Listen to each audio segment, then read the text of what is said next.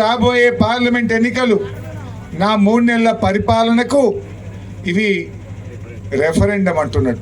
అంటే ఏందన్నట్టు ఆయన ఏమన్నాడు, 100 రోజుల్లో 6 గ్యారెంటీలు 13 హామీలు చేస్తా అన్నాడా? 100 రోజులు ఎప్పుడు నిండుతుంది? మార్చి 17వ తారీఖు నింటుంది. ఇవాళ ఎంత? 11. 6 రోజులు ఉన్నది. 6 రోజుల కౌంట్ డౌన్ ఉన్నది బిడ్డ రేవంత్ నీకు.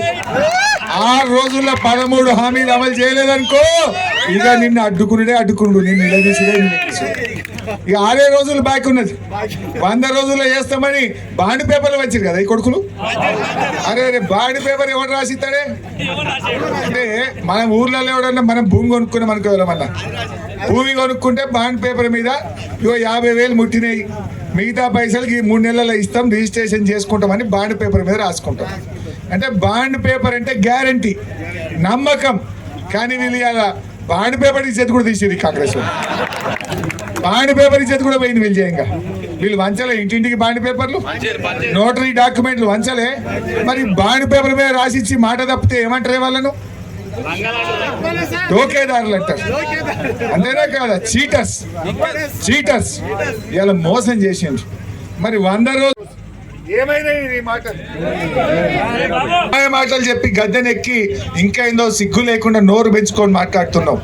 నీకు నిజాయితీ ఉంటే, నీకు చిత్తశుద్ధి ఉంటే 2 లక్షల రుణమాఫీ పార్లమెంట్ ఎన్నికల్లోపు ఇచ్చినాకనే నువ్వు ఓటు అడగాల. నీకు చీమనెత్తుంటే ఇప్పుడు యాసంగి వడ్లు వస్తున్నాయి.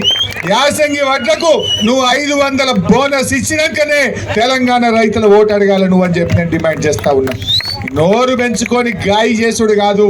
నువ్వు అధికారంలో ఉన్నావు, ఆనాడు అపోజిషన్ లో అబద్ధాలు ఆడితే చెల్లిందేమో కానీ ఇవాళ ప్రజలకు ఇచ్చిన మాట నిలబెట్టుకొని మాట్లాడు. ప్రజలకు ఏం చెప్పినవో దాన్ని అమలు చేసి మాట్లాడు. ఏమైందే తులం బంగారం? ఏడవైంది తులం బంగారం? ఏంది చెప్పినావు? ఇప్పుడు యాసంగిలో వడ్లు వస్తాయి, ఇంకా 1 నెల అయితే బోనస్ అడుగు ఇయ్యవా? అప్పుడు ఏమన్నాడు? వడ్లు అమ్ముకోకురి ఇక నేను వస్తున్నా రాగానే బోనస్ ఇస్తా అన్నాడు. మరి ఏమైనా వానకాలం ఎగబెట్టి యాసంగి కూడా సప్పులు లేదా? ఈ జూటా మాటల రేవంత్ రెడ్డికి వచ్చే పార్లమెంట్ ఎన్నికల్లో ఓటుతో గుణపాఠం చెప్పాలని చెప్పి నేను పిలుపునిస్తా ఉన్నా. మొన్న మోడీ దగ్గర పోయి సాష్టాంగ నమస్కారాలు వంగి దండం పెడుతుంటు.